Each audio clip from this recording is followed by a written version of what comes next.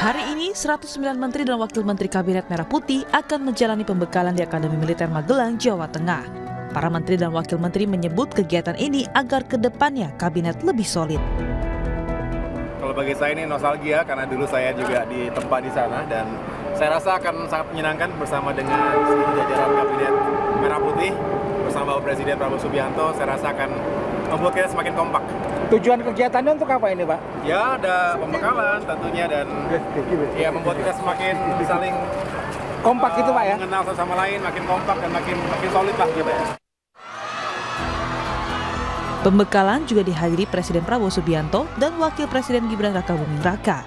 Setibanya keduanya di Magelang disambut antusias oleh warga. Kepala Kantor Komunikasi Kepresidenan Hasan Nasbi menyebut, pembekalan Kabinet Merah Putih di Akmil Magelang bukan ospek atau terkait militerisme. Hasan bilang tujuan pembekalan untuk menggembleng para menteri dan menumbuhkan kebersamaan sehingga memudahkan koordinasi menjalankan program pemerintah.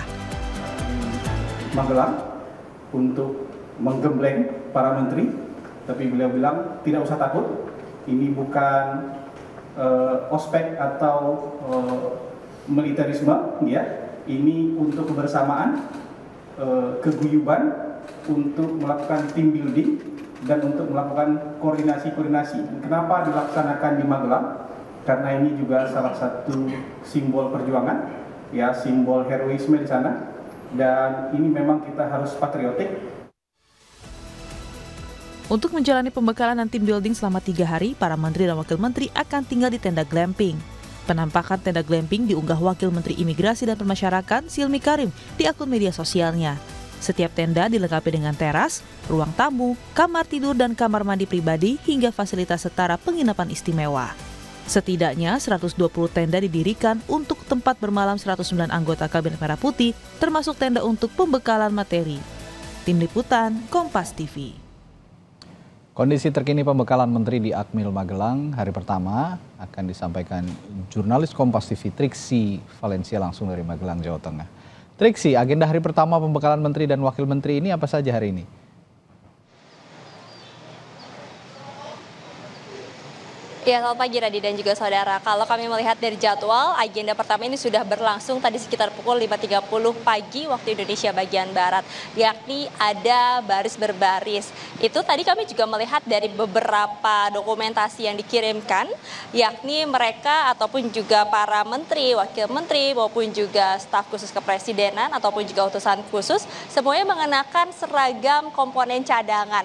Jadi kalau misalnya terlihat di sana mereka sebelum baris berbaris memang dipersiapkan terlebih dahulu mengenakan seragam tersebut, topi, baru nanti mereka mengikuti pelatihan baris berbaris. Tadi kami juga sempat melihat beberapa video yang memperlihatkan bahwa ada arahan juga yang disampaikan oleh Presiden Prabowo Subianto, tapi memang terkait dengan apa yang disampaikan tentu kami harus menanti ya bagaimana dari rilis yang akan dikirimkan oleh PCO pada pagi hari ini. Karena memang kalau kita melihat dari agendanya, Radi dan juga saudara, di sini semuanya berlangsung secara tertutup ataupun juga internal. Jadi untuk kami pun awak media berada di media center atau yang tepatnya ada di belakang saya, dan untuk kegiatan sendiri ada di dalam atau lebih tepatnya di area lapangan golf country yang ada di Komplek Akademi Militer. Ini akan ditunjukkan oleh juru kamera Kompas TV Febri James. Hanya terbatas sebenarnya Radi yang bisa kami perlihatkan di sini karena memang areanya cukup strict ya di dalam. Nah, kalau untuk jaraknya, tadi kami sempat bertanya, jaraknya dari tempat kami melaporkan atau media center sampai dengan ke dalam ini kurang lebih sekitar 1 kilometer. Di sana sudah ada beberapa tenda yang terpasang untuk digunakan mereka beristirahat, untuk makan, dan yang terakhir tentu saja untuk pemberian materi ataupun juga pembekalan lanjutan dari Presiden Prabowo Subianto maupun juga nanti pemateri-pemateri. Nah, kalau kita lihat dari jadwal hari ini, Radi dan juga saudara, sekitar pukul 8 pagi atau lebih tepatnya berarti sekitar 20 menit lagi akan berlangsung pengarahan ataupun juga pemberian arahan dari Presiden Prabowo Subianto kepada jajaran Kabinet Merah Putih. Di situ nanti juga akan disampaikan lebih lanjut kalau kita melihat ya berkaca dari sidang kabinet paripurna pertama yang juga menyampaikan apa yang menjadi keinginan Prabowo Subianto, Presiden Republik Indonesia, lalu kemudian juga seperti apa yang harus dilakukan oleh para menterinya, fokusnya, dan apa yang harus menjadi standar ataupun juga nilai-nilai ketika para kabinetnya atau pembantunya ini bekerja dalam pemerintahan dari Prabowo Subianto dan juga Gibran Rakabuming Raka. Nah, nanti setelah dari arahan Presiden Prabowo Subianto akan dilanjutkan lagi sekitar pukul 13.30 waktu Indonesia bagian Barat akan ada pembahasan materi dengan beberapa topik. Kalau kami melihat di jadwal ada topik pencegahan korupsi. Nanti rencananya mungkin ini akan disampaikan oleh BPK, Polri dan juga dari Kejagung. Lalu kemudian ada perencanaan pembangunan oleh Bappenas, kemudian juga perencanaan anggaran dan juga ada perencanaan ataupun juga pelaksanaan birokrasi. Nah, jadi itu adalah tema-tema pertama yang akan didengarkan ataupun juga didapatkan oleh para jajaran yang ada dalam Kabinet Merah Putih. Tentu kita akan melihat hasilnya seperti apa, Radi dan juga saudara, dari pembekalan yang lebih intens ataupun juga lanjutan yang diberikan oleh Presiden Prabowo Subianto dan juga Wakil Presiden Gibran Rakabuming Raka di Kompleks Akademi Militer pada hari ini hingga hari Minggu mendatang. Radi. Ya, sudah gerak badan begitu ya, sudah senam, sudah juga baris berbaris, nanti juga akan ada pembekalan materi. Nanti kita tunggu, pasti akan ada spill lagi dari kegiatan di dalam oleh Presiden Prabowo Subianto kepada para menteri-menterinya yang berada di Akademi Militer Magelang. Terima kasih Triksi Valencia melaporkan langsung dari Magelang, Jawa Tengah. Dan saudara, pembekalan para menteri di Akademi Militer menjadi salah satu upaya Presiden Prabowo Subianto memastikan kabinetnya berjalan sesuai dengan pace-nya. Momen ini juga tidak hanya menjadi pembekalan materi untuk kabinet, melainkan kerjasama lintas kementerian dan beberapa sektor yang harus berjalan mulus. Seperti apa pembekalan ini dan seefektif apa ke depannya bagi pemerintahan Prabowo Gibran, kita ulas pagi hari ini bersama sejumlah narasumber yang hadir melalui sambungan virtual. Ada Guru Besar Ilmu Politik dan Keamanan Universitas Padjadjaran, Profesor Muradi, dan Asisten Operasi Panglima TNI periode 2008-2010, yang juga anggota DPR RI periode 2014-2019, fraksi Partai Nasdem, Majen TNI Purnawirawan Supyadin Arisaputra. Selamat pagi Bapak-Bapak. Assalamualaikum warahmatullahi wabarakatuh. Waalaikumsalam warahmatullahi Pak Supyadin. Saya ke Pak Supyadin dulu nih Pak. Anda sebagai yang pernah juga menempa pendidikan militer di TNI begitu ya. Pembekalan menteri yang hari ini dilakukan di Akmil, menurut Anda akan berjalan seperti apa ke depannya? Jadi begini ya, untuk memulai pembicaraan kita, saya ingin mengutip kalimat bijak yang bunyinya seperti ini. Datang bersama-sama adalah sebuah permulaan. Bekerja bersama-sama adalah sebuah kemajuan. Dan tetap bersama-sama itulah kesuksesan. Nah, jadi dari kalimat bijak itu jelas ya apa yang disampaikan oleh Presiden Prabowo, ya Pak Prabowo, itu maksud dari kegiatan ini ya. Jadi paling tidak ini kalau kita lihat kegiatan seperti ini, ya itu analog dengan kegiatan sebesarnya seperti apa, camping, outbound, kemudian retret, ini sama sepertinya. Yang intinya adalah, tadi saya bilang, membangun kebersamaan. Selain itu juga merefleksi diri. Dan yang ketiga, ini adalah untuk menjalin atau meningkatkan, tanda petik lah, disiplin ya. Disiplin bagi seluruh menteri. Ya. Karena apa yang disampaikan oleh Pak Prabowo pada waktu pelantikan presiden di gedung MPR kemarin jelaskan. Ada banyak sekali poin, ya intinya satu masalah korupsi, kemudian masalah kemiskinan, kemudian juga ada masalah-masalah pendidikan, ya, masalah-masalah rakyat, yang intinya adalah bagaimana pemerintah ini ke depan bisa membangun dengan antara lain adalah membasmi korupsi yang utama dulu. Ya, membasmi korupsi ini yang utama karena inilah sebenarnya biang dari segala permasalahan yang mengakibatkan inefisiensi penggunaan anggaran. Ya. Jadi anggaran tidak tepat guna karena banyak dimanfaatkan untuk kepentingan-kepentingan institusi, kepentingan pribadi dan keluarga, termasuk untuk oligark kan gitu. Jadi ini menurut saya, jadi ini penting ya. Jadi dengan membangun kebersamaan ini, maka seluruh menteri dan wakil menteri ini paham betul apa yang dimaui oleh Presiden Prabowo. Nah, tanpa semangat kebersamaan ini sulit ya. Nah, apapun menurut saya, apapun yang dilakukan oleh Presiden Prabowo untuk membangun kebersamaan, maka outputnya nanti sangat tergantung sekali kepada sikap atau respon dari masing-masing menteri dan wakil menteri dalam menyikapinya itu kan gitu. Ya. Ya kalau nanti pulang dari Magelang ternyata juga tidak menghasilkan apa-apa yang diinginkan oleh Presiden Prabowo, ya kita hanya buang-buang waktu. Tapi kalau kita bisa meresapi ya, di sana ada latihan misalnya materinya ya Mas, ada latihan baris berbaris. Latihan baris berbaris itu bukan sekedar baris, tapi inti dari latihan baris berbaris itu adalah satu, melatih disiplin, melatih kepatuhan terhadap instruksi, dan melatih semacam pendengaran kita. Kita mampu nggak mendengar perintah itu dengan benar dan mampu nggak melaksanakan itu dengan benar.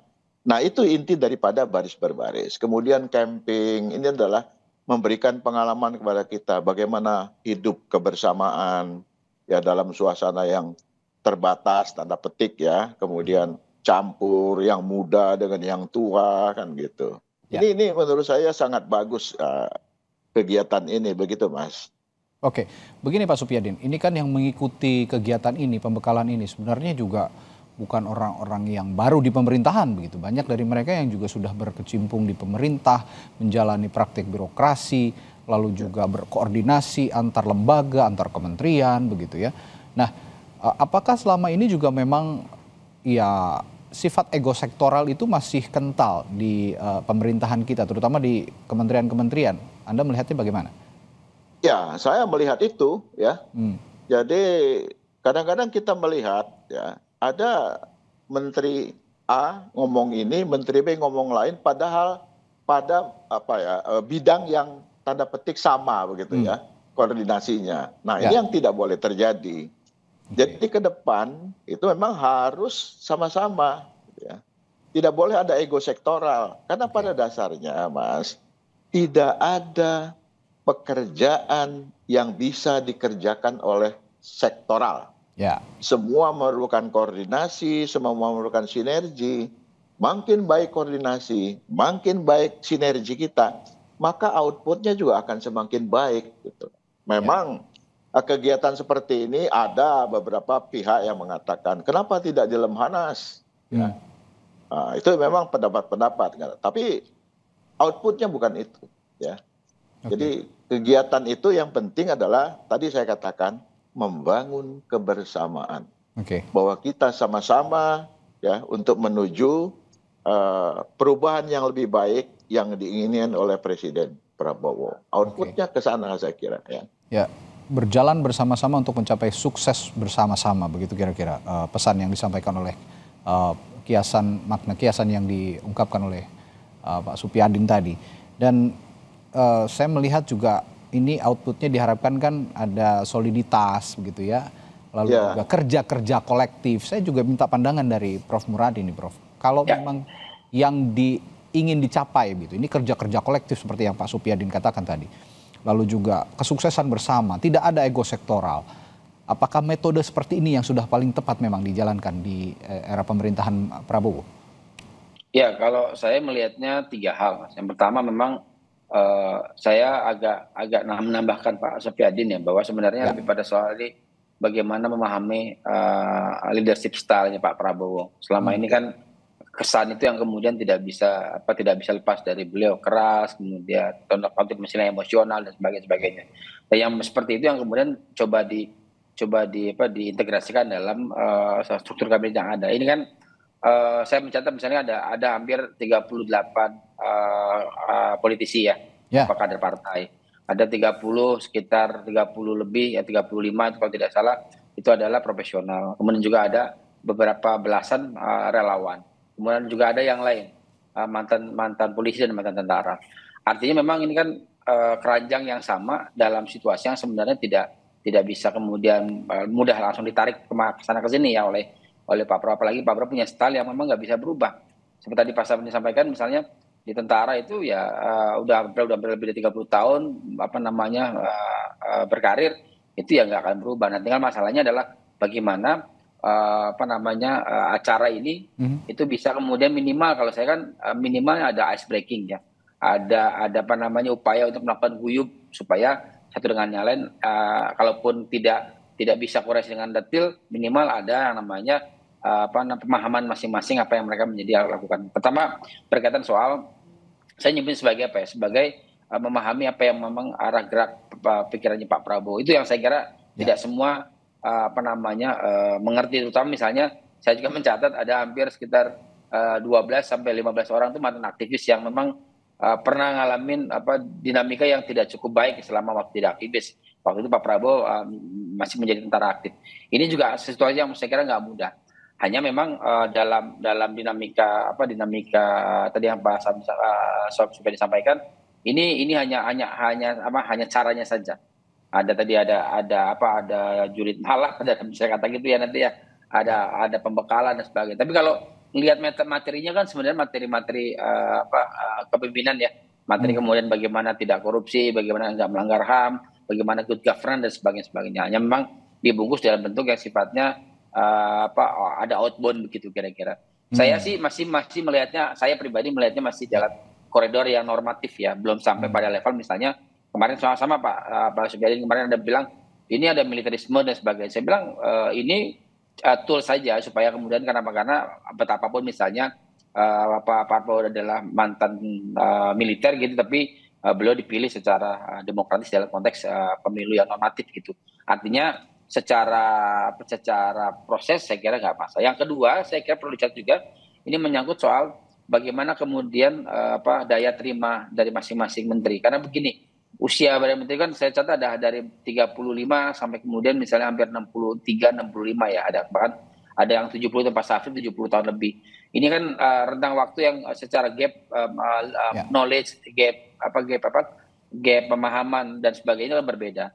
Nah, ini juga saya kira dengan mengumpulkan dari banyak usia, banyak pemahaman segala macam bisa kemudian bareng-bareng. Nah, yang terakhir saya kira penting untuk dicatat sebenarnya ini lebih ke soal apakah menteri kabinet ini bisa kemudian memahami betul apa yang menjadi target. Itu penting karena begini, target Pak Prabowo kan dalam misalnya soal ekonomi aja, yang tadi Pak Sabin kan soal politik dan korupsi ya. Kalau saya lihat secara ekonomi aja, misalnya ingin 8% pertumbuhan. Saya kira bukan main-main itu dengan kabinet yang gemuk, dengan orang-orang yang kemudian dari berbagai latar belakang, tidak mudah untuk kemudian bisa mendorong proses itu ke arah sana. Ya, Prof, begini, saya teringat beberapa waktu sebelum dilantik ini Prabowo Subianto sempat mengatakan jangan coba-coba ini masing-masing menteri nanti cari uang dari APBN. Saya masih ingat pernyataan beliau seperti itu. Dan tadi Anda menyinggung juga soal 38 kementerian yang dipimpin oleh menteri dari partai politik. Belum lagi juga yang dari kalangan profesional dan juga relawan. Ini kan punya isi kepala yang berbeda-beda. Punya juga tujuan yang berbeda-beda sepertinya. Tapi sepertinya dengan momen ini, kalau Anda mengatakan momen ini normatif, tapi publik banyak juga yang menganggap bahwa momen ini adalah yang tidak biasa. Momen yang juga dianggap bisa menyatukan isi kepala mereka masing-masing disamakan dengan isi kepalanya Pak Presiden. Jadi satu visi begitu. Nah, kalau begini caranya dengan tujuan yang tadi Anda juga sempat singgung soal gerakan anti korupsi dan segala macam di dalam tubuh kementerian. Ini apakah juga satu hal yang positif sebenarnya untuk bisa dijalankan 5 tahun ke depan dan mungkin ini akan dilakukan secara periodik begitu? dalam waktu 3-4 hari kan nggak bisa ngubah orang ya. Ini kan apalagi misalnya kemarin ada ini brainwashing anggota kabinet menjadi militer gitu ya Pak Sofyadin. Saya bilang namanya brainwashing itu bisa 6 bulan, 6 tahun dan sebagainya. Dalam waktu 3 hari, 4 apalagi usianya rentang usianya juga variatif ya dari 35 sampai kemudian 70 tahun. Itu poin pertama. Jadi saya kira kalau dikaitkan misalnya akan nggak boleh ngambil dari APBN, saya harus mencatat juga bahwa ada 3-4 menteri yang kemudian masih tersangkut hukum. Ini saya kira perlu dicatat juga bahwa komitmen Pak Prabowo bahwa kalau nanti tiba-tiba ada hal yang kemudian memproses, saya kira Pak Prabowo harus kemudian konsisten di situ. Artinya ini linear dengan target dari acara ini. Artinya apa, acara ini adalah ingin menyatukan visi supaya kabinetnya jauh dari praktek-praktek yang lampau kan gitu kira-kira.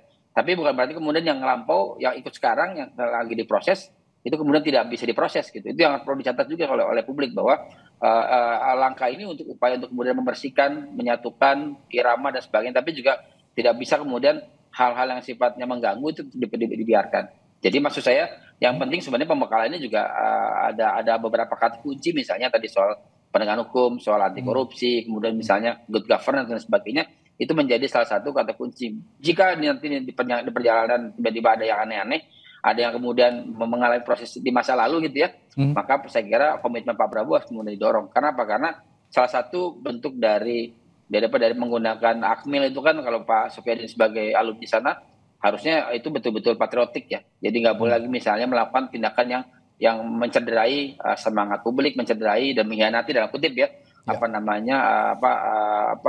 Tujuan dari Republik ini begitu, Mas.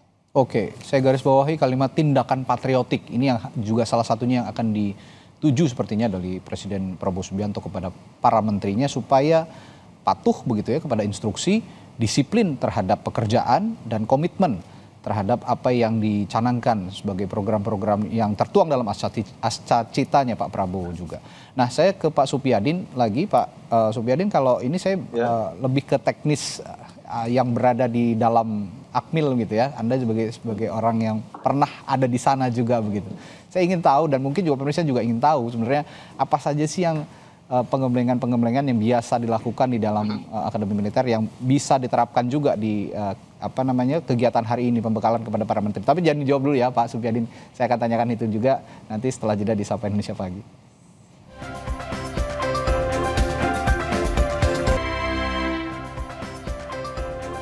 Ya, saya tadi sempat bertanya sebelum jeda kepada Majen TNI Purnawirawan Supyadin Arisaputra yang pernah ditempa juga pendidikan militer begitu di Akmil Angkatan 74 ya Pak Supyadin ya.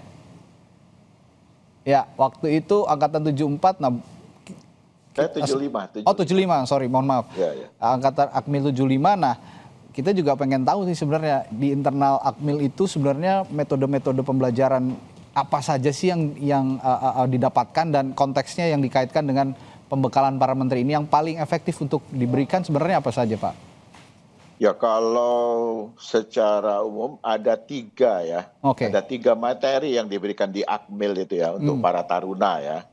Yaitu pembekalan mental, ya, kemudian pembekalan jasmani, dan pembekalan intelektual. Oke.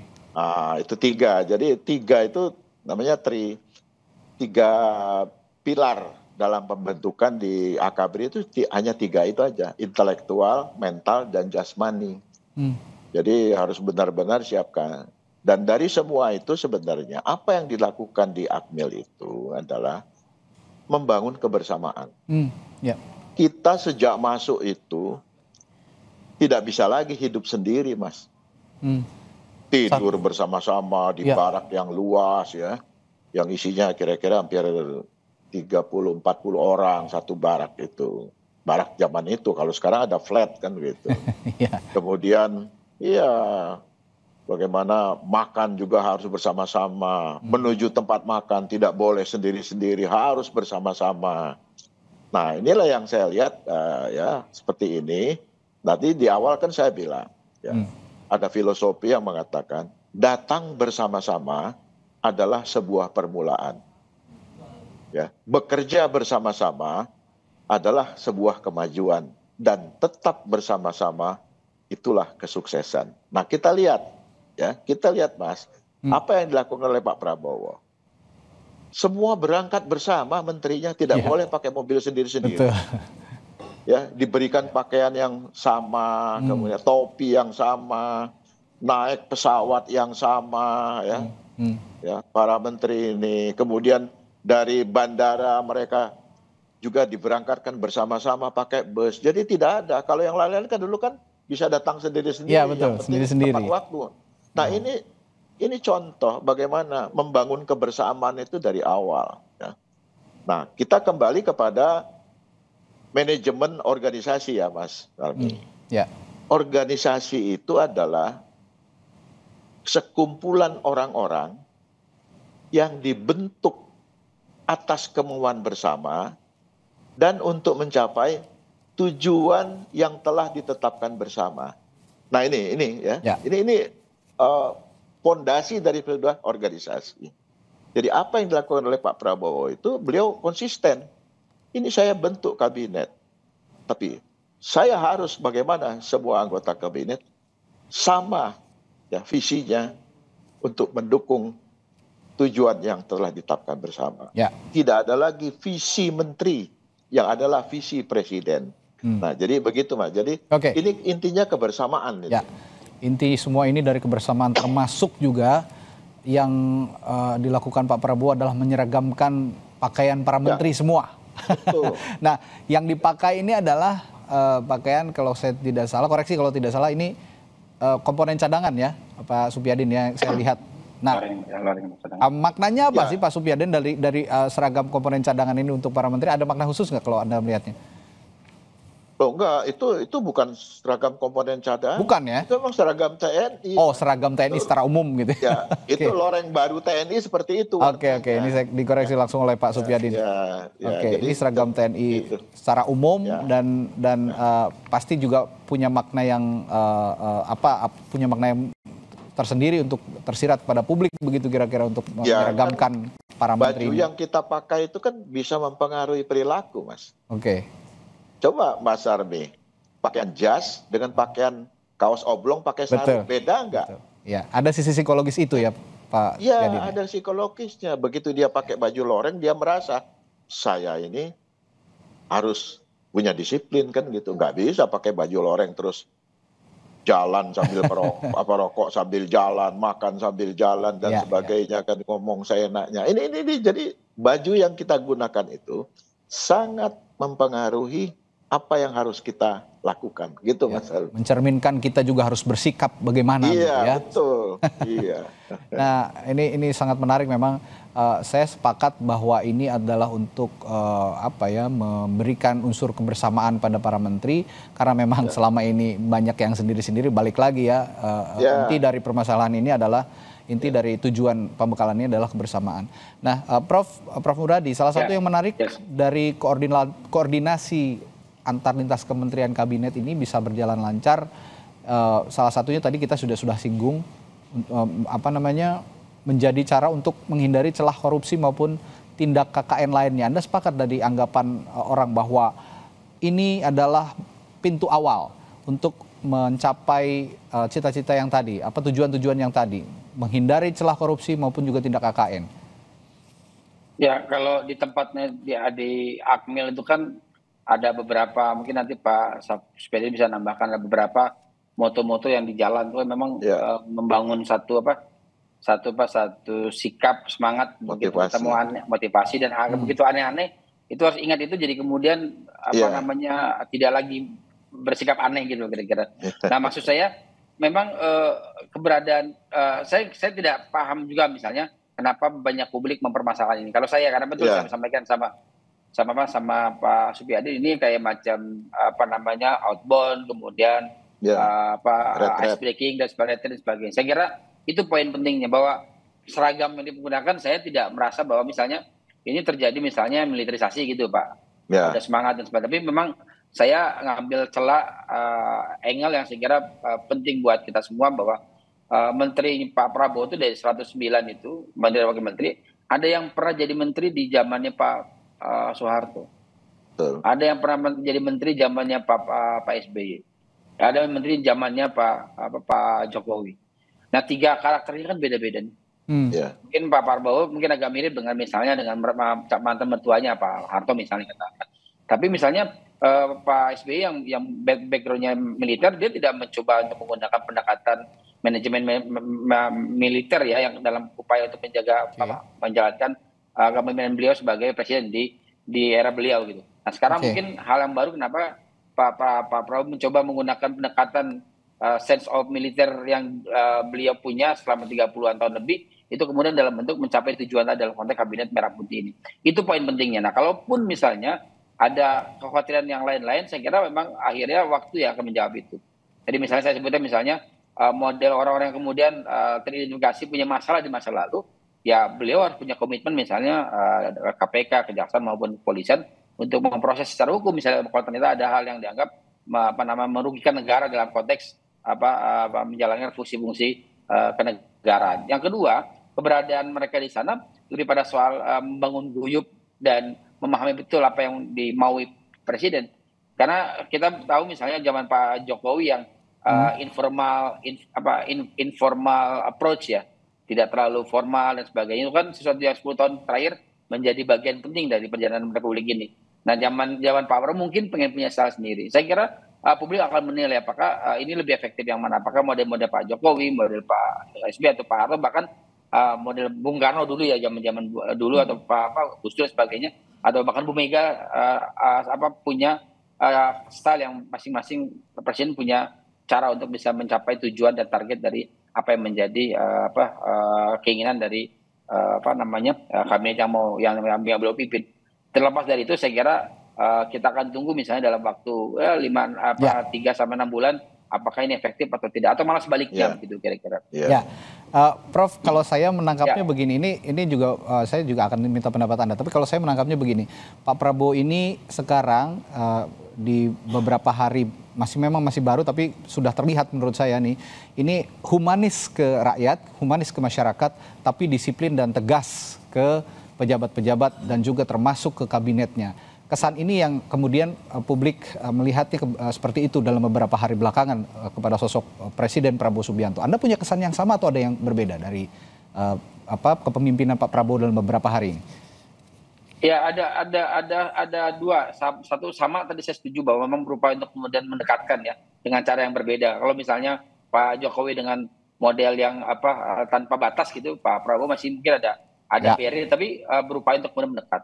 Tapi kemudian satu yang saya kira di kabinet ini juga perlu saya menyebutnya perlu dirapikan betul, misalnya soal kemarin sempat polemik sekap ya. Saya kira Pak Supyadin juga bukan menanyakan, menjadi di polemik. Kenapa? Karena misalnya sekap di WhatsApp grup menteri misalnya memberikan tanda kutip ya, memberi instruksi untuk ini itu. Saya kira tidak pas ketika kita bicara sekap, apalagi posisi sekap misalnya diturunkan grade dari menteri menjadi setara dengan misalnya deputi misalnya. Artinya memang yang model seperti itu juga perlu ditata lebih baik supaya selain kemudian punya makna populis di publik, tapi juga punya penegasan aturan yang jauh lebih bisa dipahami oleh saya dan Pak Supyadin, yang memang ini yang kayak gitu mungkin sepele, tapi di masa akan datang akan jadi masalah baru. Kenapa? Karena orang yang kemudian memberikan arahan akan baik misalnya selevel setnek kan gitu ya, supaya kemudian prosesnya jauh merasa teman-teman menteri dan wamen itu dihargai sebagai entitas politik. Kenapa? Karena saya bilang dua ini entitas politik yang memang berlatar belakang dari berbagai unsur, tapi kemudian punya entitas politik yang punya proud yang saya kira perlu dijaga juga supaya kerjanya jauh lebih efektif sebagaimana diharapkan Pak Prabowo sendiri. Oke. Nah, ini terakhir ke Pak Supyadin. Pak, kalau lihat seorang taruna, seorang anggota TNI, ini kan kita tahu punya jiwa korsa. Tadi juga sudah disinggung. Ini semua tujuannya memang untuk kebersamaan. Tidak ada yang terbelakang, tidak ada yang paling depan. Sama-sama maju bersama begitu. Nah, kalau dalam konteks ini kan kalau di TNI itu pendidikan semacam ini ataupun terapan metode seperti ini diterapkan tidak hanya di level pimpinan tapi sampai ke bawah begitu untuk menjaga kebersamaan itu.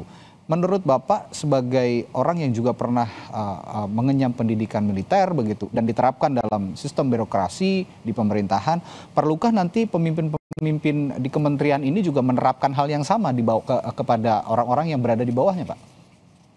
Ya, saya kira tidak secara langsung ya. Masing-masing pemimpin itu, masing-masing menteri, wakil menteri kan punya latar belakang yang berbeda. Tapi paling tidak setelah mereka datang ke Akmil, kan mereka juga akan diperlihatkan bagaimana kehidupan taruna ya.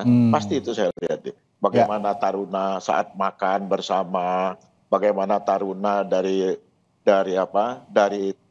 barak-baraknya menuju kelas, mereka tidak bisa jalan sendiri-sendiri, harus dalam bentuk barisan bersama, bahkan harus lari kan begitu untuk menjaga keselamatan. Nah, saya pikir hal-hal seperti ini nanti ya tanpa harus seorang menteri atau mengatakan, mengumpulkan kepada staf-staf yang ada di kementeriannya, tapi cukup dengan memberi contoh bahwa setelah dia bersama-sama kumpul di Akmil itu ada perubahan sikap ya, ada perubahan cara bicara, ada perubahan bagaimana cara mengatur orang kan begitu. Ya. Ini sangat penting ya. Jadi sekali lagi saya di awal katakan, apapun pembekalan yang diberikan oleh Presiden Prabowo, outputnya kembali lagi kepada pribadi masing-masing.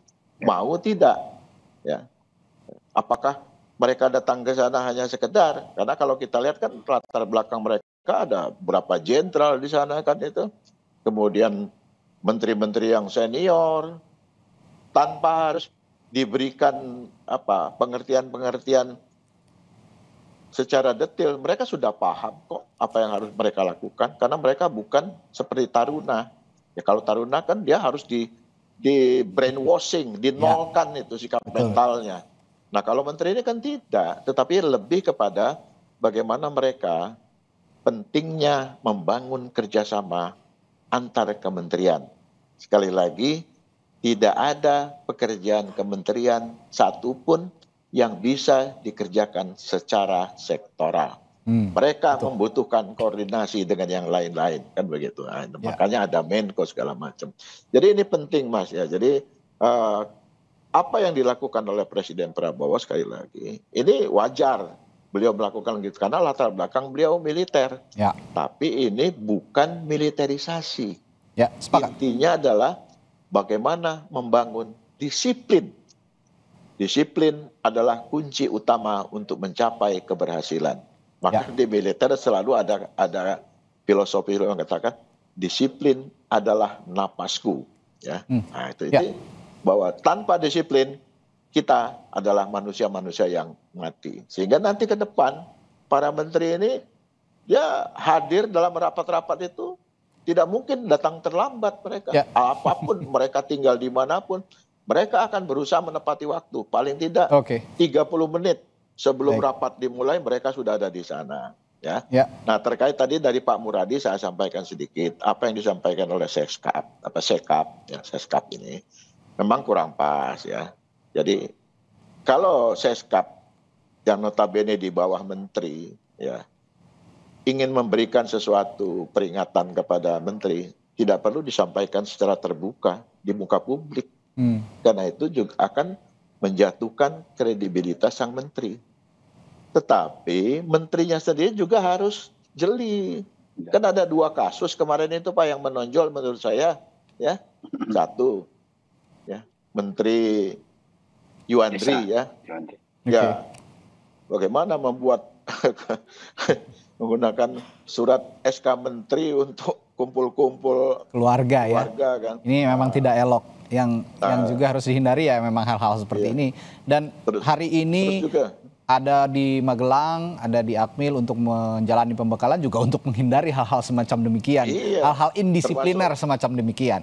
Nah, jadi memang tema besarnya, garis besarnya ada kebersamaan, disiplin untuk tadi juga bahwa ada masalah-masalah korupsi karena menurut Pak Subriyadin ini adalah akar masalah soal efisiensi inefisiensi penggunaan anggaran.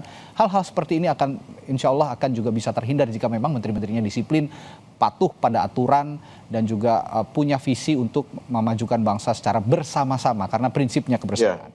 Baik, terima kasih Bapak Maijen TNI Purnawirawan Supyadin Arisaputra, lalu juga Profesor Muradi dari Universitas Padjadjaran telah berbagi perspektifnya pagi hari ini. Dan pagi ini saya mendapat kabar terbaru ini, mereka sedang sarapan menikmati nasi kotak dengan menu gudeg katanya. ini satu hal yang sederhana yang bisa juga jadi contoh untuk kita semua dan para menterinya dan dilakukan bersama-sama. Makan bareng dengan presiden dan wakil presiden juga katanya. Iya, nggak boleh makan sendiri-sendiri. Oke, ini dilakukan secara bersama-sama. Semua menunya sama, nasi kotak isinya gudeg katanya. Oke, terima kasih Bapak-bapak. Sehat selalu, sampai jumpa lagi lain waktu. Saudara, masih ada informasi selanjutnya di Sapa Indonesia Pagi. Sejumlah karangan bunga dikirim ke Pengadilan Negeri